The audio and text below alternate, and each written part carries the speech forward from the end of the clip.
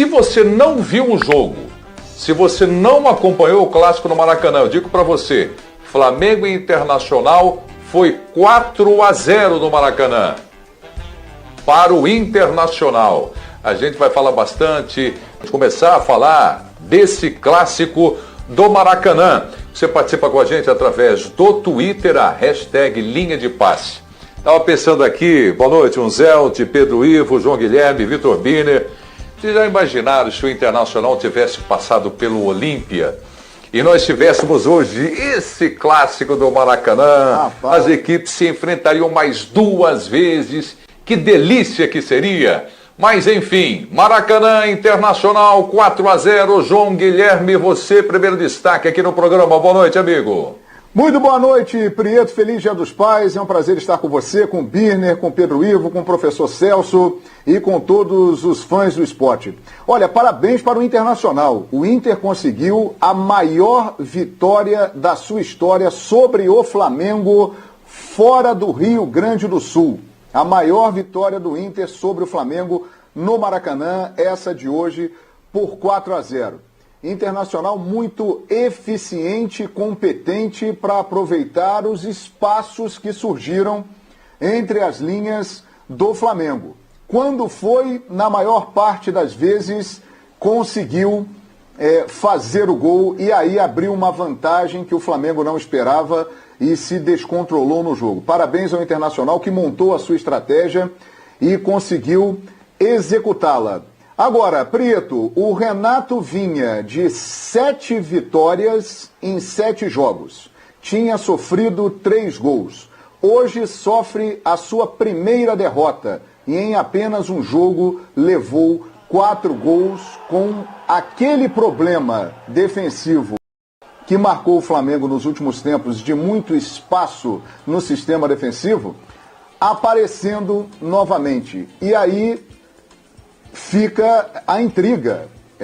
O Flamengo teve uma semana para treinar, mas hoje apresentou falhas que não vinha apresentando quando não tinha tempo para treinar, Preto. Pois é, daqui a pouco nós vamos falar do jogo do Atlético que venceu. O torcedor do Galo está sorrindo de orelha a orelha, né? Porque assumiu a liderança do Campeonato Brasileiro, o Palmeiras perdeu para o Fortaleza e o Flamengo, que é candidato, tropeçou nessa rodada do Brasileirão.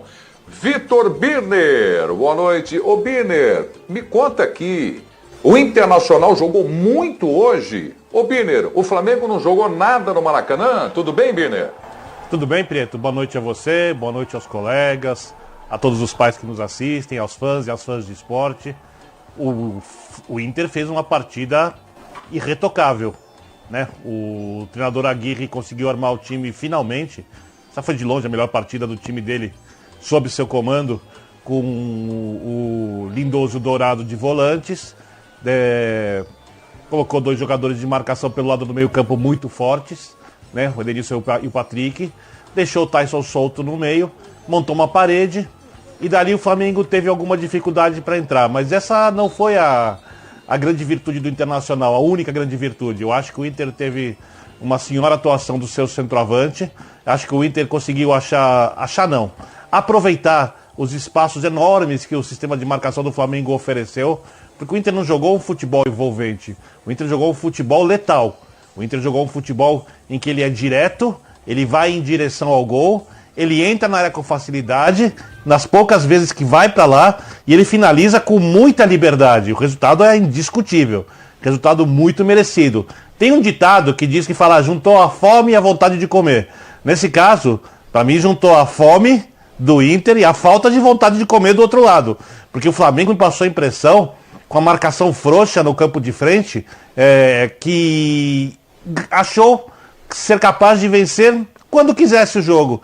E no futebol não funciona assim.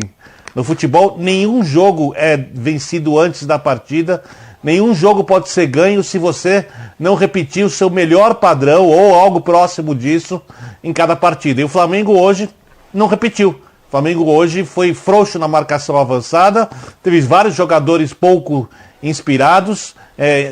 O goleiro foi pouco inspirado. Para mim, algumas bolas eram defensáveis, mas é óbvio que isso não é a causa da derrota. O Diego não fez uma grande partida. O meio-campo não foi capaz de articular. O ataque não foi capaz de marcar. A atuação do Flamengo foi um desastre. E a do Inter, irretocável. Isso explica a goleada no Maracanã.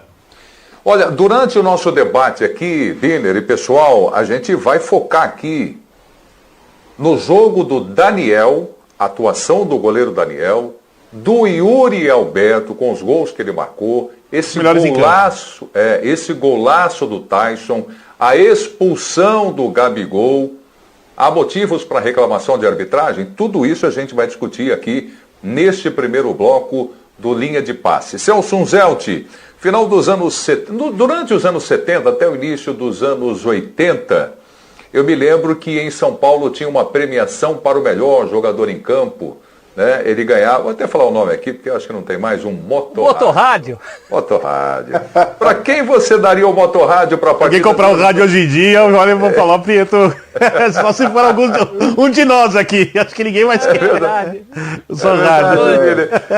Quem levaria o motorrádio hoje, Zelt? Boa noite. Boa noite, Preto. Boa noite, companheiros. Boa noite a todos os pais. E ainda tinha a piada que o jogador dizia que ia ficar com a moto e dar o rádio para a mãe dele. Lembra dessa? Claro. Isso foi verdade. Foi um grande centroavante que atuava num grande time do Rio de Janeiro. Isso aconteceu mesmo, hein? Pois é, mas eu não vou brigar com os fatos, Preto e companheiro. O que o Yuri Alberto fez hoje, e que até o que deixou de fazer, porque ele perde o segundo gol antes mesmo de marcá-lo, né? Quando ele marca seu segundo gol, ele já poderia ter feito o terceiro no jogo. Então, embora eu reconheça a grande partida do goleiro Daniel, mas é aquele jogo que vai ficar para a história como o jogo do Yuri Alberto. O torcedor há de se lembrar dessa partida por isso, e também pela expectativa que envolvia, que era justamente o inverso. O Prieto foi muito feliz quando começa o programa brincando com o 4-0 e avisando que foi para o Inter. E quando você também, Prieto, fala que se o Inter tivesse passado pelo Olímpia, nós teríamos a oportunidade de ver na prática aquilo que a gente sempre fala em futebol com certos resultados, né? Falava assim, não, porque se jogar 3 vezes, tantas vezes um time ganhará do outro. Seria essa oportunidade se o Inter tivesse passado. Assim, grosso modo, o Inter armou uma arapuca em que o Flamengo caiu direitinho. Mas quem ouve isso pode pensar que o Inter ganhou esse jogo em 1 ou 2 escapadas. E não é verdade. O Inter ganha esse jogo perdendo gols. É certo que ao longo de toda a partida, é certo que mais para frente, quando já tinha um homem a mais, por conta de mais uma infantilidade do Gabigol, que a gente vai falar aqui, se o árbitro foi rigoroso em cima da questão da regra, o Gabigol muitas vezes prejudica a sua equipe porque se acha demais. Eu acho que hoje ele se achou mais uma vez, né? Acabou aplaudindo o árbitro, sendo expulso. Se o árbitro é um pouco mais rigoroso como foi hoje, isso acaba acontecendo. E tudo isso contribuiu para um jogo em que o Flamengo, o Vitor brincou com a fome e a vontade de comer.